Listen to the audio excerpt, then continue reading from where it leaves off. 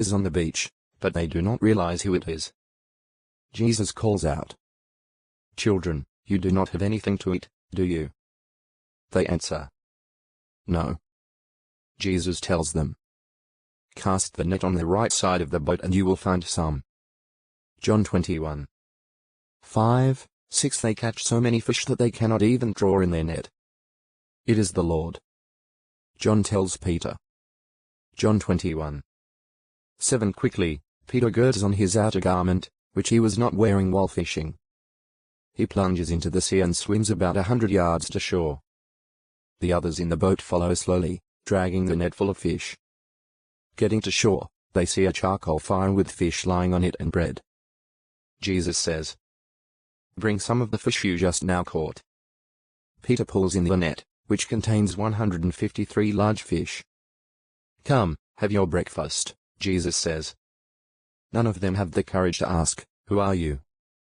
because they realize that it is Jesus. John 21. 10-12 This is his third appearance to the disciples as a group.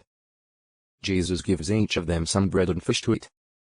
Then, likely looking toward a catch of fish, he asks, "Simon, son of John, do you love me more than these?" Is Peter more attached to the fishing business than to the work that Jesus wants him to do? Peter replies, "Yes, Lord, you know I have affection for you."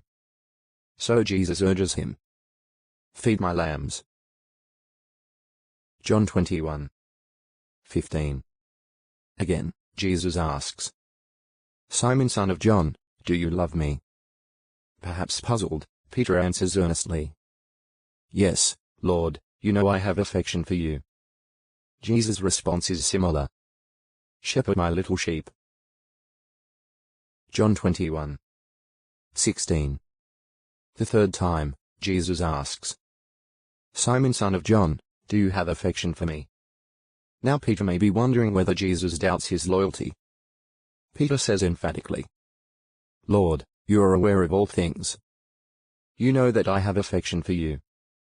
Once again Jesus highlights what Peter must do. "Feed my little sheep." John 21. 17 Yes, those taking the lead need to minister to those drawn into God's sheepfold. Jesus was bound and executed because he did the work that God commissioned him to do. He now reveals that Peter will have a similar end. When you were younger, Jesus says, you used to clothe yourself and walk about where you wanted. But when you grow old, you will stretch out your hands and another man will clothe you and carry you where you do not wish. Yet Jesus urges him, "Continue following me." John 21. 18, 19. Peter sees the Apostle John and asks, "Lord, what about this man?" Yes, what does the future hold for the apostle for whom Jesus has special affection?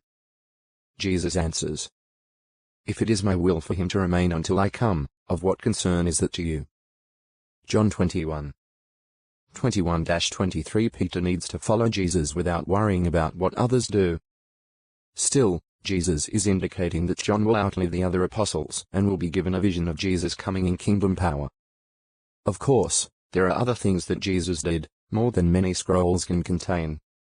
On the shore of the Sea of Galilee John 21. 1-25, 308 Jesus appears at the Sea of Galilee. Peter and others are to feed the sheep, what shows that the apostles are uncertain about what to do in Galilee. How are the apostles able to recognize Jesus at the Sea of Galilee?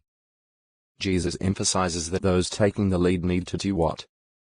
How does Jesus indicate the manner in which Peter will die? 136, 309 After Jesus' resurrection, he arranges for his 11 apostles to meet him at a mountain in Galilee. Other disciples are there too, about 500 of them, some of whom initially have doubts. Matthew 28. 17. 1 Corinthians 15. 6 But what Jesus now says helps to convince each one of them that he truly is alive. Jesus explains that God has given him all authority in heaven and on earth.